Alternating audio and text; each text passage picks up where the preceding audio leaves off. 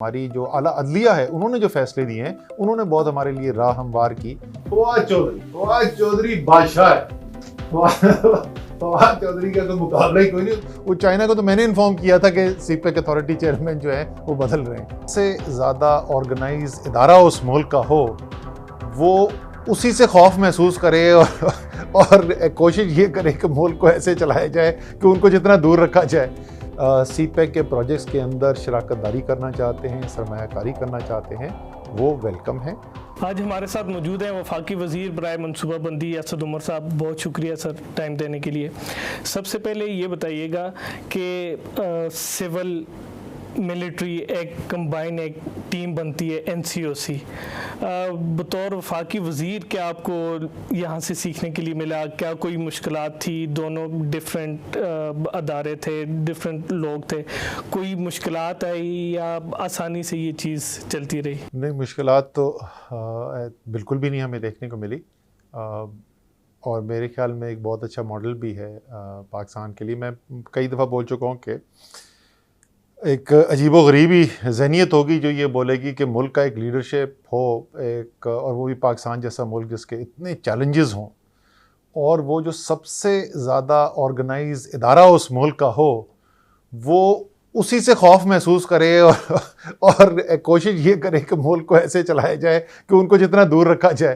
तो मेरे ख्याल में ये बहुत बड़ी कामयाबी है इमरान खान की कि जो मुल्क को दरपेश मसाइल हैं उसके लिए, जिसको अंग्रेज़ी में बोलते हैं all elements of state power, मतलब रियासत के जितने भी सुतून हैं सबको यकजा करके किस तरीके से मुकाबला किया जा सकता है। NCOC के अंदर मिलिट्री और सिविल तो डायरेक्टली इन्वॉल्व हैं, लेकिन मैं आपको बताऊं कोरोना का जिस तरीके से हमने जो फैसले किए हैं उसमें बहुत बड़ी मुआवनत हमारी जो है वो हमारे अदालती निज़ाम ने भी किया। हमारी जो आला अदलिया है उन्होंने जो फैसले दिए हैं उन्होंने बहुत हमारे लिए राह हमवार की कि हम इफ़ेक्टिवली इसको मैनेज कर सकें। तो वाकई में अगर आप देखें तो रियासत के तमाम सुतून ने मिलकर इस चीज़ के अंदर काम किया और शायद उसी वजह से हमें कामयाबी भी नज़र आती है। और जहाँ तक मेरा ज़ाती ताल्लुक़ है, आपने पहला सवाल मुझसे बतौर फेडरल मिनिस्टर था, भाई मेरी तो आंख खुली थी तो मुझे यही खाकी वर्दी नज़र आती थी तो मुझे तो बिल्कुल भी कोई मुश्किलात नहीं है। 8 से 12 महीने के बाद दोबारा लगवाने की ज़रूरत होती है। क्या कोई ऐसा लाएमल बनाया गया कि आइंदा आने वाले सालों में ये मुफ्त ही लगाई जाएगी? क्योंकि इस वक्त मुफ्त मिल रही थी फिर भी लोगों को ज़बरदस्ती लगवानी पड़ी। बिल्कुल वाज़ेह फैसला है हुकूमत का कि बग़ैर कोई पैसा लिए ये आपने वैक्सीनेशन करनी है।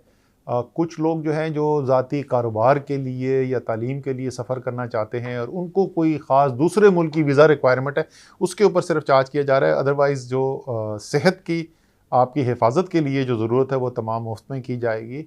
और ये भी बिल्कुल आप सही कह रहे हैं कि अभी ये वाज़ेह नहीं है कि क्या ये सालाना वैक्सीनेशन चलती रहेगी या ये 1-2 दफ़ा का अमल है।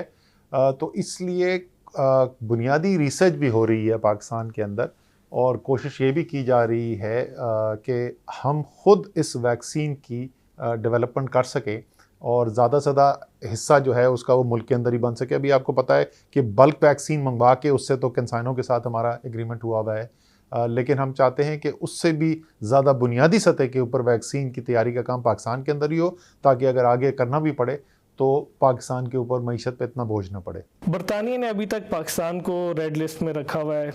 वफाकी सेक्रेटरी जो हैं ओवरसीज़ पाकिस्तानी, समंदर पार पाकिस्तानी, उन्होंने कायमा कमेटी में एक बात कही कि बरतानिया को हमारी लैब्स टेस्ट और इदाद-ओ-शुमार पे एतबार नहीं है। क्या वजह है बरतानिया हमारे स्टेट्स पे एतबार नहीं कर रहा? अच्छा, एक तो वो सेक्रेटरी साहब से बोलें कि जिस सब्जेक्ट का ज़्यादा पता ना हो तो उसके ऊपर ऐसे ही खाम-बखाई में क्या सराही करने से गुरेज करें तो उनके लिए बेहतर होगा। देखिए, उन्होंने इतराज़, हम तो बहुत उनके साथ क्लोजली बरतानिया की अथॉरिटीज़ के साथ हमारे डिस्कशन में भी रहे हैं। जो यहाँ पे हाई कमिश्नर हैं उनके साथ शुरू में, अगर आपको याद होगा, जिस वक्त ये फैसला हुआ कि भारत को रेड लिस्ट से हटाया गया, एम्बर पे ले गए और पाकिस्तान को रेड लिस्ट पर रखा गया, तो बहुत इसके ऊपर एकदम से शोर हुआ। तो शुरू में जो एक्सप्लेनेशन वहाँ से आई, उन्होंने कही तो डेटा ही नहीं देते। बरतानिया के पाकिस्तान में हाई कमीशन को ट्वीट करके ये कहना पड़ा कि नहीं जी, बिल्कुल हमें रेगुलरली NCOC से डेटा मिलता है और हर हफ्ते हम ये डेटा जो है वो बरतानिया पहुंचाते भी हैं, हम लंदन पहुंचाते भी हैं।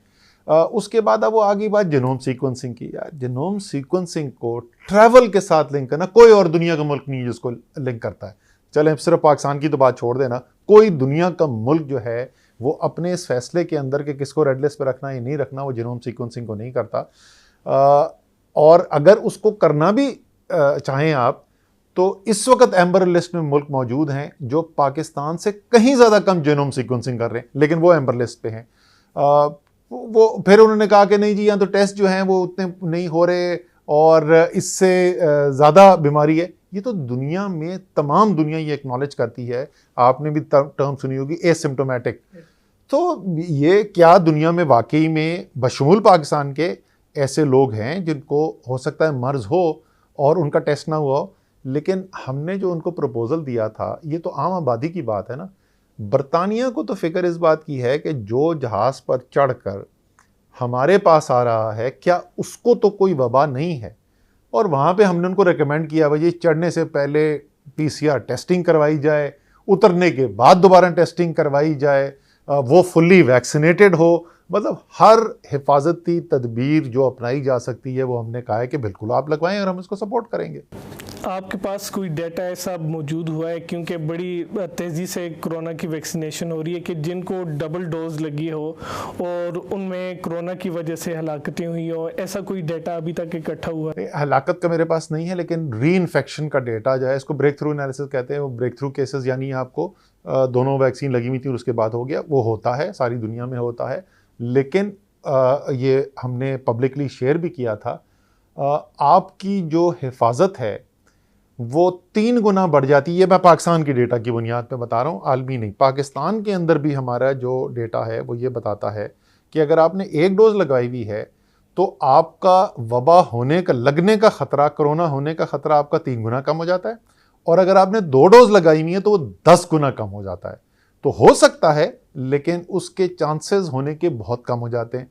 फिर दूसरी सतह ये जो है कि जिनको होता भी है, उनकी मर्ज को संजीदा हो जाना या उसको ख़तरनाक हो जाने के चांसेस और मज़ीद कम हो जाते हैं। हमला ख्वातीन है, कोई डेटा इकट्ठा है हमारे पास कि ये लगवानी चाहिए हमला ख्वातीन को, या जिनको लगवाई है तो उनके कोई असरात आए हों? हमारी शुरू में जो मेडिकल हेल्थ गाइडलाइंस थी वो ये थी कि हमला ख्वातीन को ना लगाया जाए, लेकिन वो बदल दिया। इनफैक्ट अभी तो मैं किसी वेस्टर्न मुल्क का पढ़ रहा था, अमेरिका का या कहाँ, उन्होंने कहा है उनको तो ख़ास तौर पे लगाना चाहिए प्रोटेक्शन के लिए।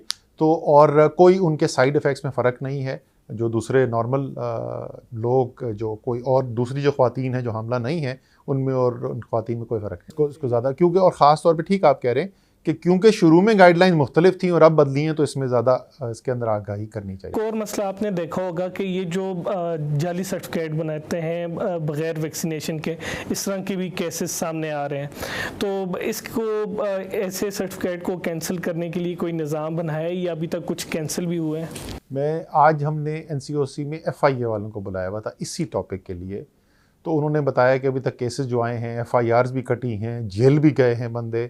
और अब हमने उनसे कहा है कि ठीक है, वो पहला जो कर रहा था उसको तो आपने पकड़ लिया है, अब 2 और चीज़ें हमने ट्रैक करनी है। उससे ये पता करना है कि उसने जाली लगाया किसको, दिया किसको, और दूसरा क्योंकि कोई ना कोई अमले के अंदर ज़रूर इन्वॉल्व होगा जिससे वो मिलके कर रहा था, वो कौन था। तो वो मज़ीद उसको तफ्तीश करने के लिए कहा गया है, वहाँ पर भी पहुँचेंगे। बट जैसे आपको पता है कि बदकिस्मती से ये सिर्फ पाकिस्तान नहीं, सारी दुनिया में हो रहा है। अमेरिका में बहुत बड़ा एक मुश्किल उनके लिए खड़ी हुई है कि फिर भाई अल्लाह ताला ने आई गेस इंसान की फितरत के अंदर डाला हुआ है कि शैतान के बहकावे में आते रहते हैं। आप बड़े एक्टिव रहते हैं CPEC के मामलात में। वज़ीर दाखिला ने अभी इस बात का इज़हार किया है कि चीन को नाराज़गी है पाकिस्तान की तरफ से। सूखी किनारी डैम के अलावा तकरीबन बाकी प्रोजेक्ट्स वो रुके हुए हैं।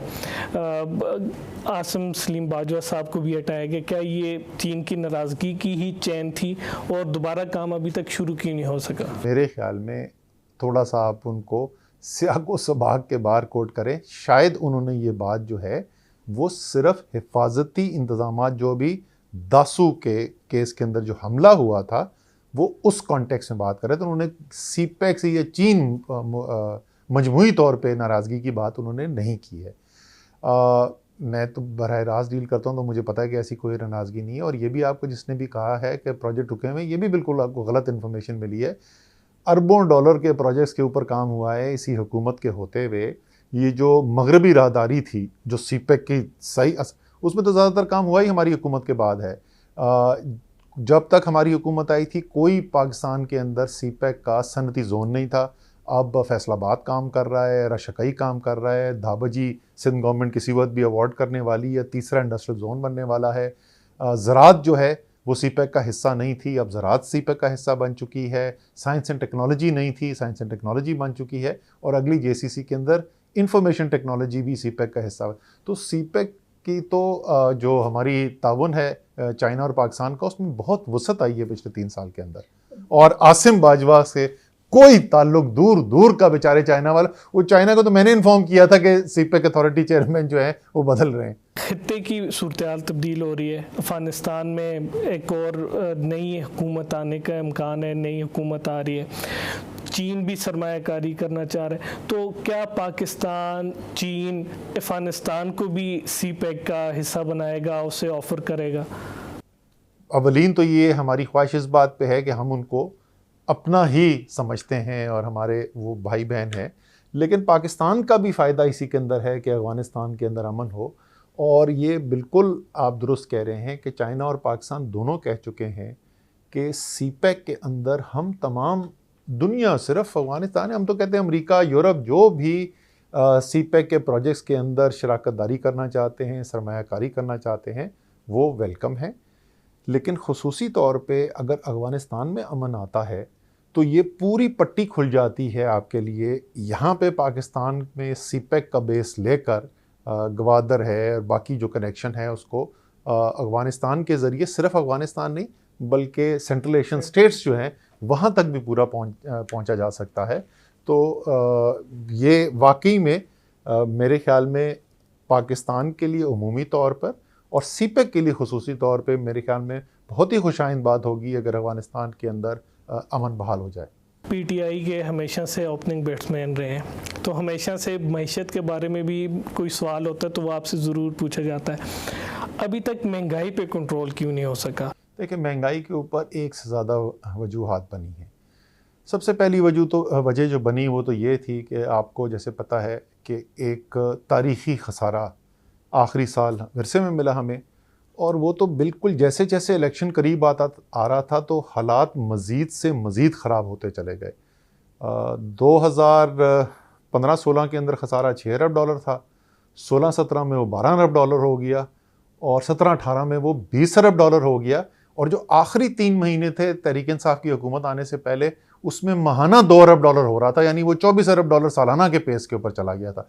इतने ख़तरनाक खसारे के साथ और उसी वक्त मुस्लिम लीग, मैं बार बार याद दिलाता हूँ, ये तहरीक इंसाफ की हुकूमत आने के बाद अमल नहीं शुरू हुआ। मुस्लिम लीग नून की हुकूमत होते हुए तहरीक इंसाफ की हुकूमत आने से पहले दिसंबर से लेके जुलाई के महीने तक उस 7 माह के अरसे के अंदर रुपया 105 से 127 पे चला गया था, 22 रुपये। उसके बाद मज़ीद और गिरा रुपया, वो 150 से ऊपर चला गया अगले साल 1.5 साल के अंदर। जब इतनी रुपए की कदर के अंदर कमी आएगी तो तकरीबन तमाम चीज़ें पाकिस्तान में, दालें तो हम इंपोर्ट करते हैं, खाने का तेल जो है खुर्दनी तेल इंपोर्ट होता है, ज़ाहिर है वो कीमतें बढ़ी। तो एक तो वो पहला इफेक्ट आया जो पहले साल 1.5 साल, उसके बाद अभी जो आप अगर जायज़ा लें, और ज़ाहिर है आप देखते होंगे इस वक्त दुनिया में कमोडिटी बूम आया है, और दुनिया में जो कमोडिटीज़ हैं, चाहे वो एनर्जी की हों या वो खाने पीने की अशिया हों, उनकी कीमतें जो है किसी में 60%, किसी में 70%, किसी में 100% से भी ज़्यादा इजाफा हुआ है पिछले 1 साल के अंदर, और वो सारी दुनिया में उसका इम्पैक्ट आ रहा है और पाकिस्तान में भी उसका इम्पैक्ट आ रहा है। तो ये इसमें कोई शक नहीं है कि महंगाई जो है वो एक एलिवेटेड सतह के ऊपर रही है, लेकिन उसके साथ साथ अब ये होना शुरू हुआ है कि ज़ाहिर है महंगाई का असर हर एक के ऊपर बराबरी से नहीं होता। अगर आपकी आमदनी बढ़ रही है तो आप में ये कुव्वत होती है कि उस महंगाई के बावजूद आपकी जो इस्तिताअत है उसमें वो कमज़ोर नहीं होती। पिछले 1 साल के अंदर जिस रफ्तार से पाकिस्तान में मईशत ने तरक्की दोबारा से करनी शुरू की है, और ख़ुसूसी तौर पे 2/3 पाकिस्तान की आबादी जो है वो ज़राअत के ऊपर गुजारा करती है। तो ज़राअत में तो पिछले 1 साल में जितना पैसा बना है, ये तो पिछले कोई 20 साल में कभी नहीं इतना पैसा बना था। तो उसकी वजह से बिल्कुल महंगाई भी है, लेकिन साथ साथ लोगों की क़ुव्वत ख़रीद के अंदर भी इजाफा हुआ है। जहांगीर तरीन के हवाले से है कि आपके एक बड़े ज़बरदस्त आपके टीम मेंबर थे, आप चाहते हैं वो दोबारा एक मरतबा फिर फ़ाल किरदार अदा करें और हुकूमत में भी मदद करें, तो ये कैसे हो सकता है या उन्हें लाया जाने का कोई इम्कान है? जहांगीर तरीन अगर फ़ाल किरदार अदा करें तो तहरीक इंसाफ की हुकूमत के लिए उससे एक स्ट्रेंथ आती है। लेकिन वज़ीर आज़म का एक बुनियादी असूल है जिस पे उन्होंने सियासत शुरू की थी 1996 से, और वो ये है कि कानून सब के लिए बराबर है, हर पाकिस्तानी बराबर है, और एहतसाब का जो अमल है उसने सब ने फेस करना है। खुद इमरान खान ने आप देखा 8 महीने सुप्रीम कोर्ट में उन्होंने कभी ये नहीं बोला कि मुझसे क्यों सवाल पूछ रहे हो। उन्होंने ये नहीं कहा कि यार 1980 में मैं तो क्रिकेट खेलता था, मेरा सियासत से ताल्लुक क्यों नहीं था, मुझसे 1980 के सवाल क्यों पूछ रहे हो। उन्होंने 1980 की दस्तावेजें ला के दी। तो इसलिए वो ये नहीं कर सकते कि वो ये कहें कि शहबाज शरीफ और मरियम और नवाज शरीफ और जरदारी तो जवाब दें, लेकिन मेरा एक जो साथी है वो जवाब ना दे। वो सवाल उनसे पूछे गए हैं, जहांगीर तरीन अपना दिफा भरपूर पेश करेंगे, उसमें मुझे कोई शक नहीं है, और अगर उसमें सुरखरू होकर आते हैं तो दोबारा फाल किरदार अदा कर सकते हैं। एक नाम लेना है जो आपसे पूछूंगा, इनमें से आपने करना है। बेहतरीन आप वज़ीर आला किसे समझ रहे हैं? महमूद खान, उस्मान बुज़दार साहब, मुराद अली शाह? इसमें आसान तो ये है कि इसमें से बेहतरीन कौन नहीं है, वो तो सबसे आसान है। मेरे ख्याल में अगर मैं तीनों को देखूंगा, चैलेंजेस को सामने रखते महमूद खान। बेहतरीन वज़ीर ख़जाना किसे समझते हैं? शौकत तरीन साहब या हफीज शेख? देखिए, शौकत तो भी है, टू बी फेयर 2 महीने में उनकी कारकर्दगी के ऊपर क्या आप कमेंट करेंगे। हफीज शेख मैं बार बार बोल चुका हूँ, उनके जाने के बाद से मैं ज़्यादा बोलता हूँ, मेरे ख्याल में उन्होंने बहुत अच्छा काम किया और बड़ी उनकी कॉन्ट्रीब्यूशन। बेहतरीन तर्जुमानी आप क्या समझते हैं कि किसने बेहतरीन तरीके से की? फवाद चौधरी साहब, फिरदौस आशिक अवान, या नून लीग की तर्जुमानी मोहम्मद जुबैर? फवाद चौधरी बादशाह है। फवाद चौधरी का तो मुकाबला ही कोई नहीं, उसको वो तो अल्लाह ताला ने तुझे को खास ही गिफ्ट दिया, उसको ऐसी आमद होती है। और अच्छी बात यह है कि वो टिका के जवाब देता है, भरपूर अपना मौक़िफ़ देता है, कभी बदतमीजी नहीं करेगा, कभी आपने उसको गुस्से में नहीं देखा होगा, कभी वो गलत आवाज़ ज़ुबान नहीं इस्तेमाल करता। बहुत शुक्रिया इंडिपेंडेंट उर्दू को टाइम देने के लिए, बहुत शुक्रिया सर।